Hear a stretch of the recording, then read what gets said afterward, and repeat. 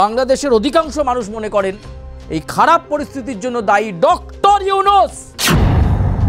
আবার পাকিস্তানকে তেল দেওয়া শুরু করলেন তিনি। যে পাকিস্তান ক্ষতি করেছে সেই পাকিস্তানকেই তেল দেওয়া শুরু করলেন। পাক জেনারেল শামসেদ মির্জাকে দেশের গোপন তথ্য তুলে দিলেন ডক্টর ইউনূস। 10টা গোপন তথ্য তুলে দিলেন।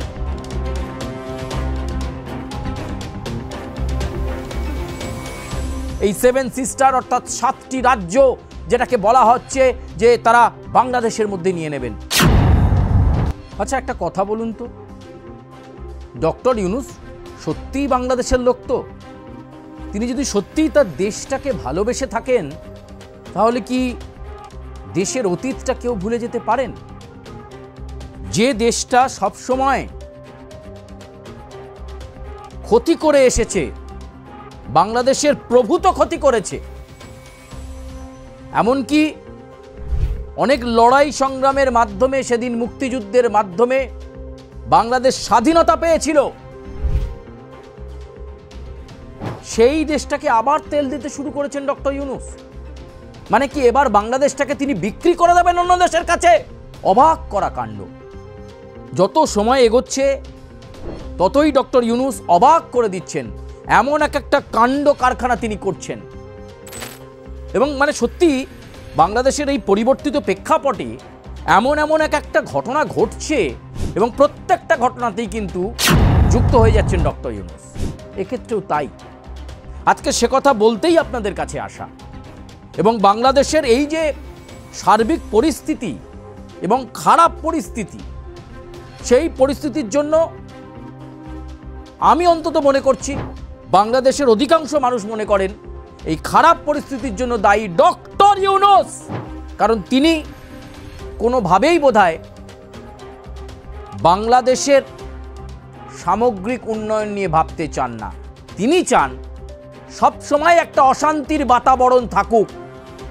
তিনি চান এই অশান্তির বাতাবরণের মধ্যে তার গদিটা থাকুক আর সেই গদিতে থেকে তিনি দেশ পরিচালনা করবেন আমেরিকার এজেন্ট হিসাবে। আপনি ভাবুন তো, যেখানে মানুষ একটা সময় অত্যাচারিত হয়েছিল এবং পাক জেনারেল তৎকালীন টিকা খান, যার নাম শুনলে এখনো বাংলাদেশের মানুষের রোম খাড়া হয়ে যায়, সেই অত্যাচারী টিকা খানের দাপট ভুলে গেছে বাংলাদেশ। যে বাংলাদেশকে স্বাধীনতা দেওয়ার জন্য ভারতবর্ষ তার এত সৈন্য দিয়ে স্যাক্রিফাইস করলো, সেই ভারতবর্ষ নিয়ে বারবার ষড়যন্ত্র, বারবার পরিকল্পনা। ঠিক হচ্ছে না ডক্টর ইউনূস, ঠিক হচ্ছে না। একটার পর একটা পাপ আপনি করে যাচ্ছেন আর পাপ কোনোদিন বাপকে ছাড়ে না, সেটা মাথায় রাখতে হবে। আপনি আবার একটা গর্হিত কাজ করলেন। কি গর্হিত কাজ সেটাই বলবো। আপনারা সকলেই জানেন প্রিয় দর্শক বন্ধু, শামসেদ মির্জা পাকিস্তানের পাক জেনারেল, তিনি বাংলাদেশ সফরে এলেন। আচ্ছা এই সময় পাকিস্তানের এই সেনাকর্তার ভিজিট কেন এবং ডক্টর ইউনূসের সঙ্গে শামসেদ মির্জার দীর্ঘক্ষণের বৈঠক, সেই বৈঠকের ব্যাপারেই আপনাদের কাছে বলতে এসেছি যে দেশটাকে তিনি কি করছেন ডক্টর ইউনূস। তিনি কি দেশটাকে, এই বাংলাদেশটাকে পাকিস্তানের কাছে বিক্রি করে দিতে চান? বাংলাদেশের মানুষ আবার সেই কালো দিন দেখতে চান? তাহলে আবার কেন পাকিস্তানের সঙ্গে সখ্যতা? পাক জেনারেল শামসেদ মির্জাকে দেশের গোপন তথ্য তুলে দিলেন ডক্টর ইউনূস। 10টা গোপন তথ্য তুলে দিলেন, কনফিডেন্সিয়াল। এবং ডক্টর ইউনূস চাইছেন একটা ঝামেলা গন্ডগোল বাঁধুক। আমরা প্রথম থেকে আপনাদেরকে বলে আসছি যে দেশে যখন দীর্ঘ 1 বছর পর নির্বাচনের বাতাবরণ তৈরি হয়েছে, বাংলাদেশের মানুষ একটু একটু করে স্বপ্ন দেখছে যে শান্তিপূর্ণ অবাধ নির্বাচন হলে নির্বাচিত সরকার প্রভূত উন্নয়নে জোর দেবে, বাংলাদেশের সংস্কার হবে, বস্ত্র শিল্প তার হারিয়ে যাওয়া গৌরব আবার ফিরে পাবে, আবার বাংলাদেশ নিজের ছন্দে চলবে। কিন্তু ডক্টর ইউনূস সেটা হতে দেবেন না। ওই যে একটা গান আছে না, দেশটা তোমার বাপের নাকি করছো হেলা ফেলা। ডক্টর ইউনূস মনে করেছেন দেশটা তার বাপের, আর তাই তো আবার পাকিস্তানকে তেল দেওয়া শুরু করলেন তিনি। যে পাকিস্তান ক্ষতি করেছে সেই পাকিস্তানকেই তেল দেওয়া শুরু করলেন।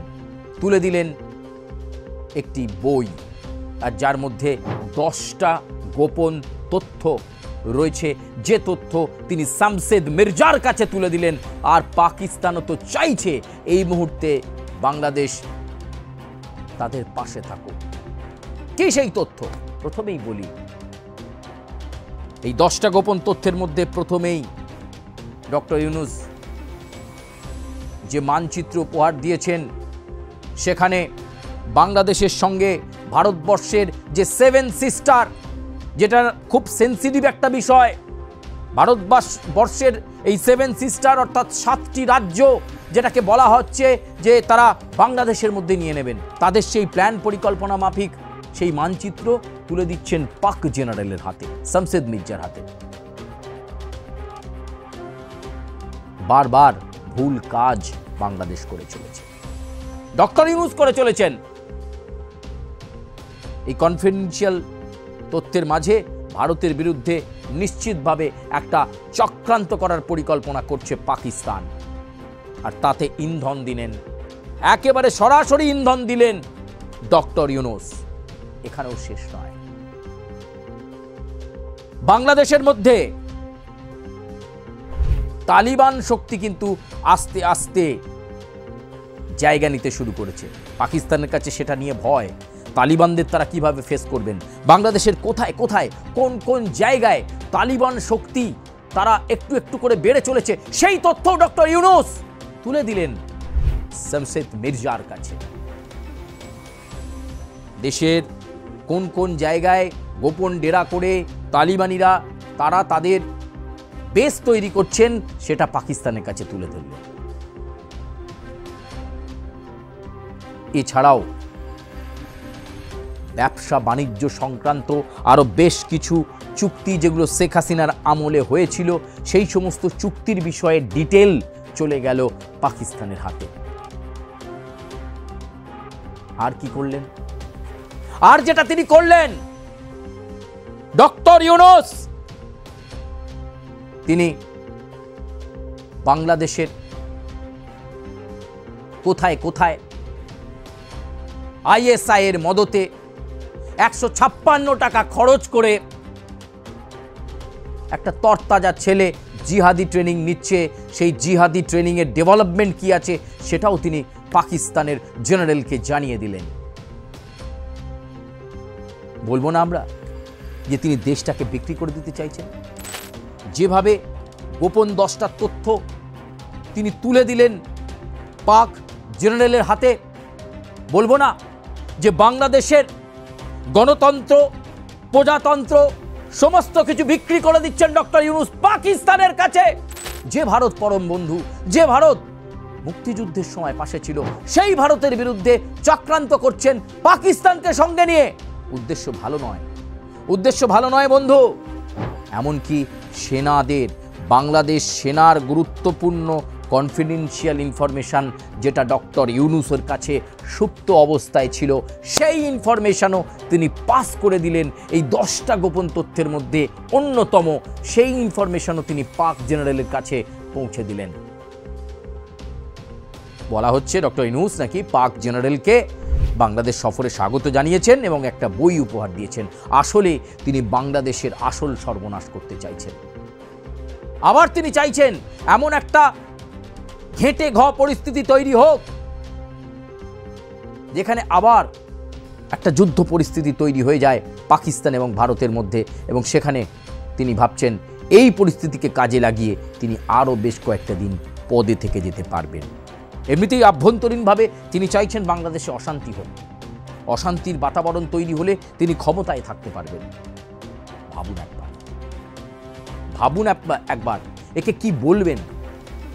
দেশটাকে বিক্রি করে দিতে চাইছেন ডক্টর ইউনূস পাকিস্তানের কাছে। অতীতটাকে ভুলে গেছেন তিনি। কত রক্তক্ষয়ী সংগ্রামের মধ্য দিয়ে বাংলাদেশ তার স্বাধীনতা লাভ করেছিল। ভুলে গেছেন, বিশ্বাস করছেন পাকিস্তানকে, পাক জেনারেলকে। তাই তো সিলেট সহ প্রায় 7টা জেলায় ওই পাক সেনাকর্তাকে ঘোরালেন, পরিদর্শন করালেন। কি পরিদর্শন? ওই সমস্ত এলাকায় কি রয়েছে উঠছে প্রশ্ন। সিলেটে কি আছে? বাংলাদেশের আরও যে 7টা জায়গায় পাক জেনারেলকে ঘোরালেন ডক্টর ইউনূস, সেই সমস্ত জায়গায় কি আছে? সেখানে আইএসআই এর গোপন ডেরা তৈরি করে রেখেছেন না? সেখানেই নিয়ে গেছিলেন নাকি পাক জেনারেলকে, যে কিভাবে আইএসআই দেশটাকে আরো কবজা করবে? সত্যি ইউনূস, আপনাকে বলতে ইচ্ছা করেছি, আপনি আবার নির্লজ্জের মতো পাকিস্তানের সঙ্গে হাত মেলাচ্ছেন। বাংলাদেশের জনগণ তো জানছে, কিন্তু ভারতবর্ষ যে কোনো পরিস্থিতিতে জবাব দেওয়ার জন্য প্রস্তুত। ডক্টর ইউনূস, আপনি মনে করবেন না, সেই দুঃস্বপ্ন আপনি দেখবেন না, ভারতের 7 সিস্টার আপনারা একদিন দখল নেবেন পাকিস্তানকে সাহায্য নিয়ে। এ স্বপ্ন আপনি দেখবেন না, এ স্বপ্ন আপনার দুঃস্বপ্নই থাকবে। ভারতের 7 সিস্টার্সের দিকে আপনার এবং আপনার দেশের যে নজর রয়েছে সেটা আমাদের খুব ভালো জানা। তবু নিঃস্বার্থভাবে ভারত সবসময় বাংলাদেশের পাশে ছিল, পাশে আছে, পাশে থাকবে। এই তো কদিন আগে আপনাদের সেনাপ্রধান ওয়াকারুজ্জামান সাহায্য চাইছিলেন যে কিভাবে আইএসআইয়ের তাণ্ডবকে বন্ধ করা যায়। ভারতীয় সেনাবাহিনী বলেছিল, আশ্বাস দিয়েছিল, তবু তার মধ্যে বিশ্বাসঘাতকের মতো কাজ করছেন আপনি। বিশ্বাসঘাতকের মতো কাজ করলেন 10টা গুরুত্বপূর্ণ তথ্য পাক জেনারেলের হাতে তুলে দিয়ে। সত্যি আপনাকে আর কিছু বলার নেই। বাংলাদেশের মানুষই এটা বিচার করবে যে আপনি ঠিক কি কাজ করছেন। আপনি পাকিস্তানের সঙ্গে কেন সখ্যতা তৈরি করছেন, কেন বন্ধুত্বপূর্ণ আচরণ করছেন, সবটা আমাদের জানা। বাকিটা বলবে সময়। আপাতত ধন্যবাদ। বাংলাদেশের আরও বিষয় নিয়ে আপনাদের সঙ্গে নিশ্চয়ই কথা হবে, এবং অবশ্যই প্রিয় দর্শক বন্ধু, আপনারা যেভাবে কমেন্ট করছেন এবং সাবস্ক্রাইব করছেন সেভাবেই করতে থাকবেন। আপনাদের মন্তব্য আমাদের শিরোধার্য। আমরা চেষ্টা করব বাংলাদেশের কোনায় কোনায় আভ্যন্তরীণ খবর, সঠিক খবর আপনাদের কাছে পৌঁছে দেওয়ার জন্য। ধন্যবাদ।